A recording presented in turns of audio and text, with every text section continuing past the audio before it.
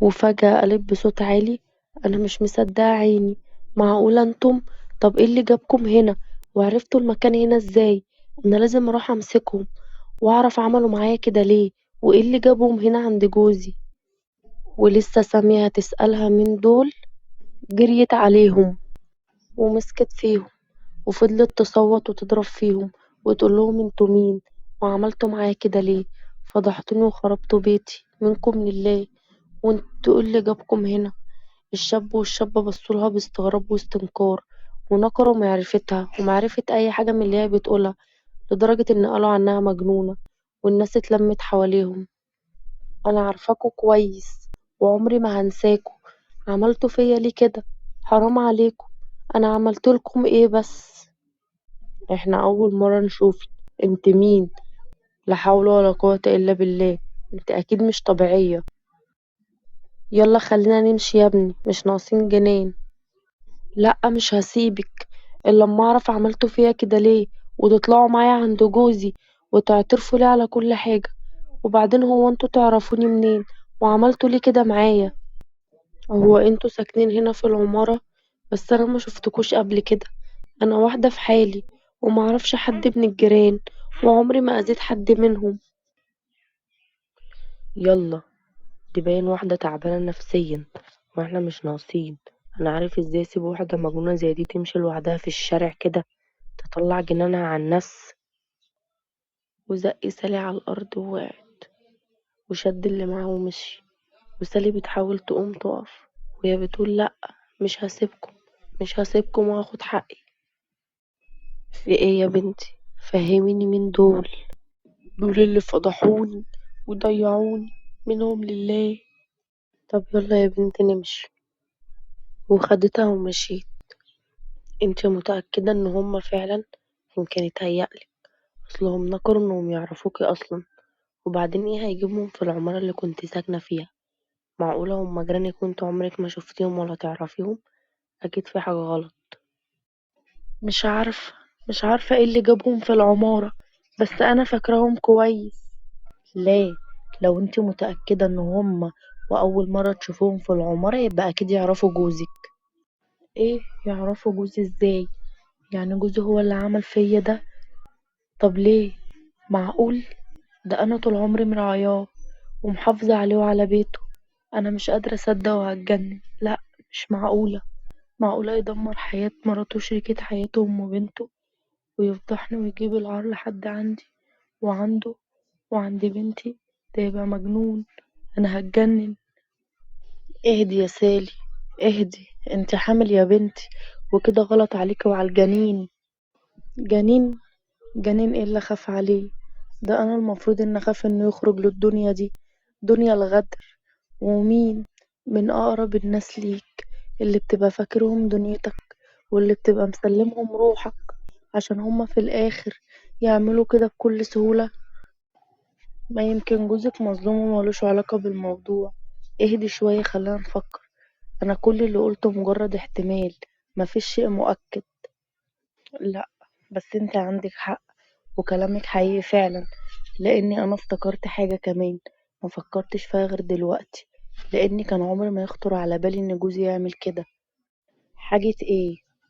سلمى قالت انها كانت فاكرة انها نسيت التليفون في شقتنا، وانها رجعت سألت عليه وجوزي قال لها لا مش عندنا. يبقى اكيد هي نسيته عندنا، وجوزي دار عشان يعمل عملته الواطي السافل. بس ليه عمل كله ده؟ انا هتجنن. ومين الشاب والشابة اللي ساعدوه دول؟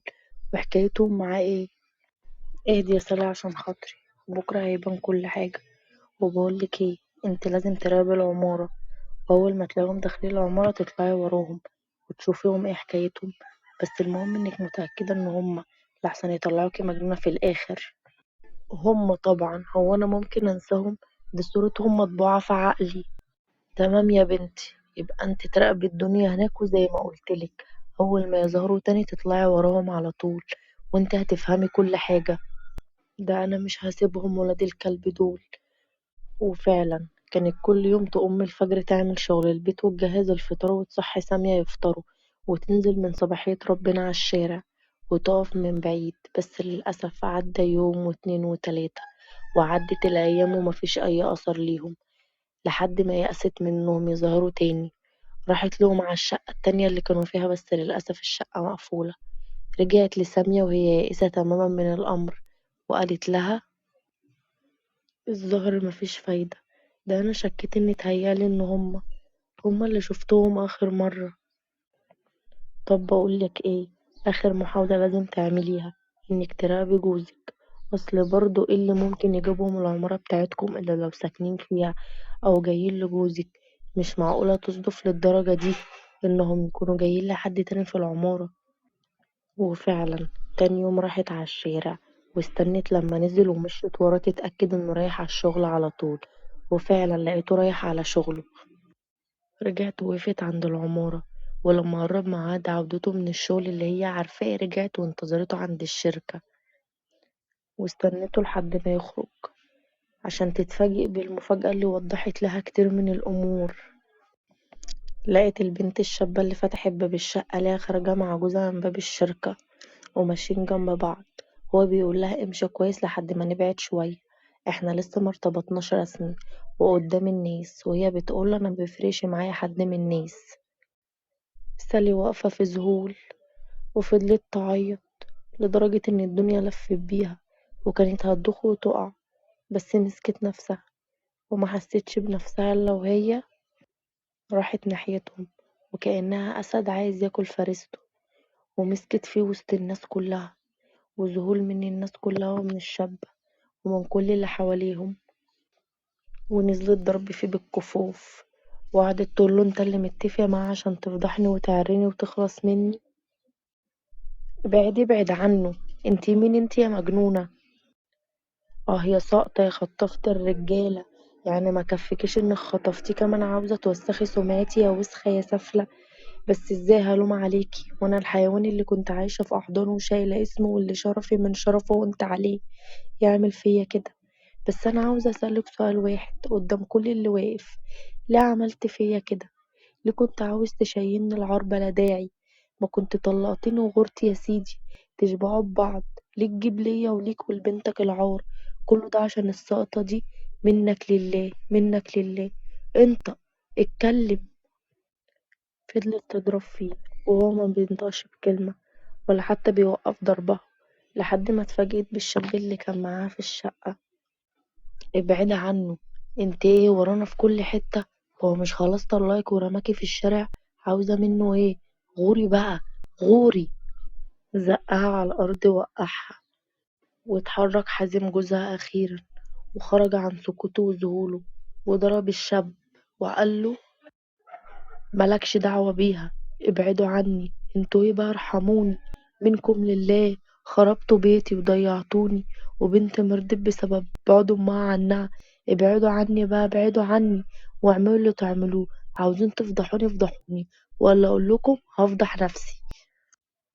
الاستاذ اللي واقف قدامكم ده ظبطني نايم مع اخته، وهي اللي خلتني عملت كده باسلوبها الزبالة ومياعتها، وكان بالاتفاق مع اخوها الناطع ده اللي صورنا فيديو ومضاني تحت تهديد السلاح على كمبيالات توديني في داهية عشان أكون تحت طوعهم، وأجبروني على فضيحة مراتي، أشرف واحدة على وجه الأرض وأشرف واحدة عرفتها طول حياتي، عشان ينقطع أي حبل وصل بيني وبينها، عشان يضمنوا إني أفضل في شباكهم طول العمر. كداب، إيه اللي انت بتقوله ده؟ انت الظاهر الناس اللي كاتبه على نفسك واللي هيدخلك السجن. السجن أرحم من اللي حصلي، ما أنا برضو في سجن، بس سجن انتوا قضبانه وحيطانه. ابعدوا عننا بقى وسيبونا، ارحمونا بقى.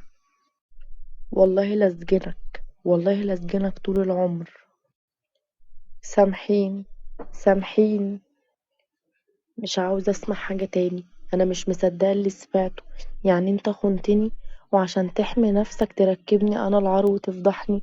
ده انا ما كنتش بحس بالامان الا معاك وفي حضنك، تغدر بيا؟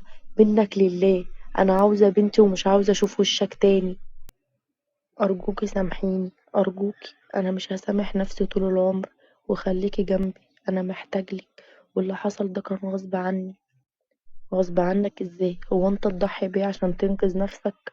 ده غصب عنك. انا هروح اخد بنتي ومش هتشوف وشي تاني. وعلى فكرة أنا حامل وما كنتش ناوية أعرفك، بس لازم تعرف عشان تزيد نار ندمك وحسرتك. أنا مش هقولك ارجعي عيشي معايا تاني، أنا كده كده هتسجن، يا إما هبيع كل اللي حيلتي. تستاهل يا أبو عين فارغة، والله انت ما تستاهلش غير اللي زيك دول، ما هم شكلك. وسابته ومشيت، وراحت على الشقة وخدت بنتها ورجعت لسامية وحكيت لها على اللي حصل، وفضلت تعيط: احمدي ربنا على اللي حصل لك، وانه نصفك عليهم وكشفهم وبرأك من العار ده.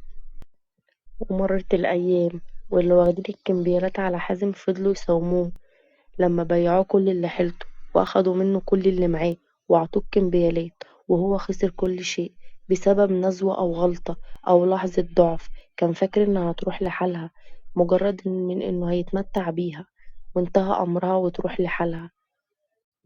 وسالي وبنتها فضلوا مع سامية واعتبرتها زي والدتها، لحد ما في يوم اتفاجئوا بياسر ابن سامية رجع من السفر، وكان مقرر إنه هيستقر ومش هيرجع. ومن كلام والدته عن سالي وإنها بتعاملها زي والدتها وأكتر، وهو أول ما شافها أعجب بيها واتجوزها بعد ما خلفت الطفل التاني، وشافت فيه الحنية وكل حاجة عمرها ما شافتها في حياتها، والحب، واللي ياسر اعتبرهم أولاده بعد ما اكتشف إنه ما بيخلفش، وهو اعتبر إنهم تعويض من ربنا عن عدم خلفته، وهي اعتبرته عوض ليها عن جوزها اللي غدر بيها ومحافظش على النعمة اللي كان فيها. وانتهت قصتنا.